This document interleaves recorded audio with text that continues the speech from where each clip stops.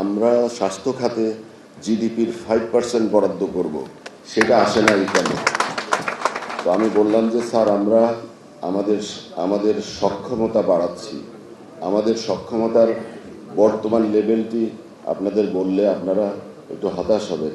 আমাদের বর্তমান যে আজ পর্যন্ত আমাদের বাস্তবায়ন এর হার হলো 25%। তো আমরা আশা করছি গত 9 মাসে যে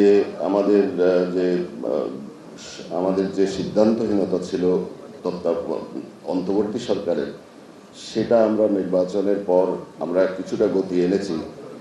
এতে করে আমরা বিশ্বাস করি অর্থ বছরের শেষে হয়তো ইনশাল্লাহ আমরা 55 বা 60% কভার করতে পারবো।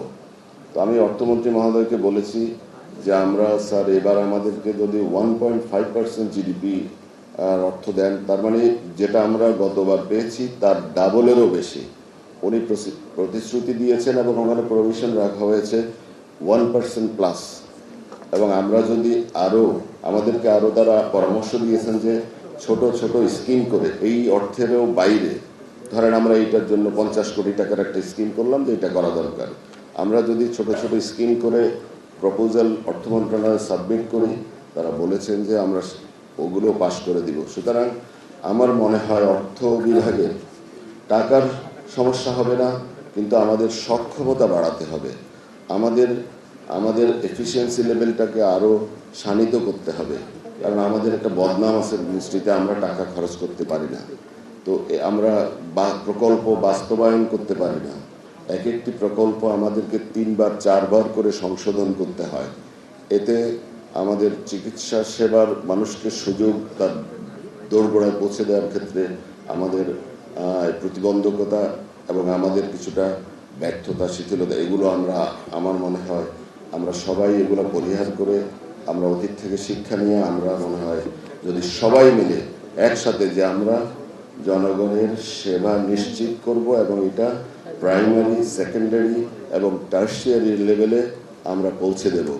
আমরা আমাদের উপরের যে আজকে যে এই প্রতিষ্ঠানের উপরে যে চাপ তৈরি হয়েছে, এটাকে কিছুটা বিকেন্দ্রীকরণ, ডিসেন্ট্রালাইজ করে আমরা, যেটা বলেছেন আপনারা, ডিস্ট্রিক্ট লেভেলেও আমরা এই নিউরো সায়েন্সের যদি একটা ছোট আকারে একটা চিকিৎসা সেবা কেন্দ্র আমাদের নর্মাল হাসপাতালগুলোর সাথে গড়ে তুলতে পারি, তাহলে আমরা এইটার উপরে চাপ কমবে।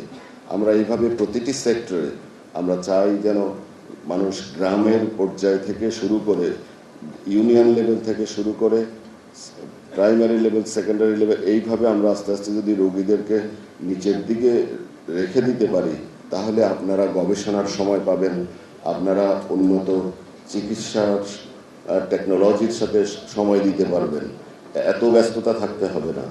তো আমরা সবাই মিলে সেটার নিশ্চয়তা যেন দিতে পারি, জনগণের সেবায় যেন আমরা সবাই আমাদের মেধা, দক্ষতাকে নিবেদিত করতে পারি, এইটার জন্য আমরা সবাই অঙ্গীকারবদ্ধ হব।